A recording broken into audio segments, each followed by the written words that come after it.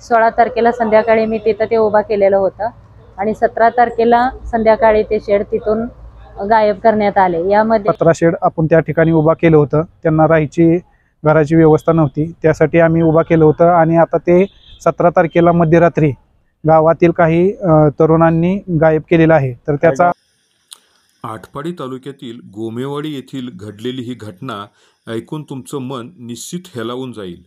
दिव्यांग, भूमिहीन आणि निराधार असलेली कल्पना दबडे, जिच्या डोक्यावरचं छप्पर गावगुंडांनी अक्षरशः चोरून नेलं आहे। हो, हे खरं आहे।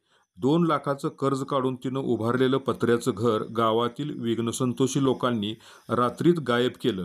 16 तारखेला संध्याकाळी मी तिथं ते उभा केलेलं होतं आणि 17 तारखेला संध्याकाळी ते शेड तिथून गायब करण्यात आले। यामध्ये सरपंचांचा मुलगा मंगल अण्णा काळेंचा मुलगा रावसाहेब काळे आणि ग्रामपंचायत सदस्य तानाजी काळे आणि ग्रामपंचायत सदस्य दीपक उर्फ बाळू मोठे हे 3 जण आणि बाकीचे सोनी कंपनीतले रविकांत सोने, रमाकांत सोने आणि किरण सोनी हे सगळे जण मला 16 तारखेला संध्याकाळी तिथं दिसले होते, माझ्या शेडजवळ दिसले होते।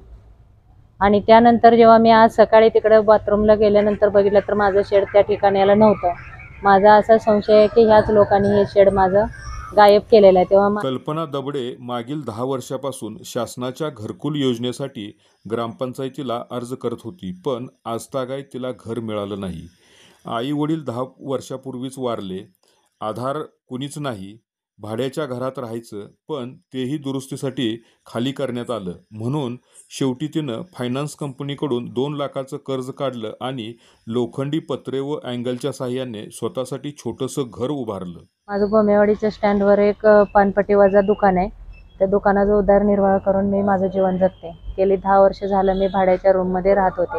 ते घर दुरुस्तीच्या निमित्तानं पाडण्यात आलं, त्यामुळे मी दुसरीकडे आता रूम घेऊन 1 महिना झालं राहत आहे। मी ग्रामपंचायतीकडे रीतसर 10 वर्ष झालं घर मागणी अर्ज केला होता, परंतु त्यांनी मला घरकुल दिलेलं नव्हतं। म्हणून मी लोखंडी शेड 1-1.5 लाख रुपये किमतीचं लोखंडी शेड तयार करून शासकीय जागेमध्ये उभा केलं होतं।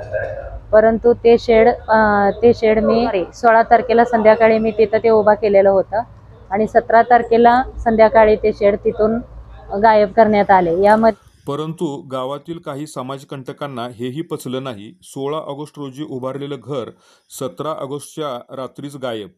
घर चोरलं जातंय हे कधी ऐकलंय का आपण? पण गोमेवाडीत हे घडलं आहे।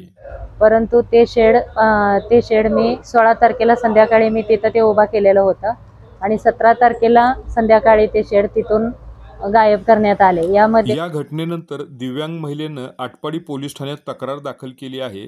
ग्रामपंचायत पदाधिकाऱ्यासह गावगुंडांनी तिला वारंवार त्रास दिल्याची तक्रार ती करत आहे।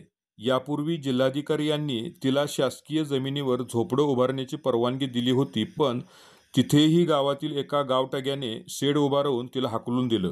आमच्याकडे दिव्यांग महिला आमच्या सांगली जिल्ह्याच्या प्रहार संघटनेच्या सांगली जिल्हा सचिव कल्पना दबडे यांचे पत्रा शेड आणि पत्र्याचे साहित्य दिनांक 16/8/2025 रोजी संध्याकाळी पत्रा शेड आपण त्या ठिकाणी उभा केलं होतं। त्यांना राहायची घराची व्यवस्था नव्हती, त्यासाठी आम्ही उभा केलं होतं आणि आता ते 17 तारखेला मध्यरात्री गावातील काही तरुणांनी गायब केलेलं आहे। तर त्याचा चोरी केलेला आहे। तरी त्या पोलीस स्टेशनला आम्ही आज आटपाडी ठिकाणी येऊन पोलीस माननीय केंद्रे साहेब आणि तपास अधिकारी यांच्याकडे रीतसर तक्रार दाखल केलेली आहे आणि या तक्रारीनंतर पोलिसांनी ते रीतसर त्याची चौकशी करून जे गुन्हेगार आहेत त्यांच्याकडून रीतसर ते नेलेले साहित्य हस्तगत करून या दिव्यांग महिलेस न्याय मिळवून द्यावा, हीच आमची प्रहार संघटनेतर्फे त्यांना विनंती आहे।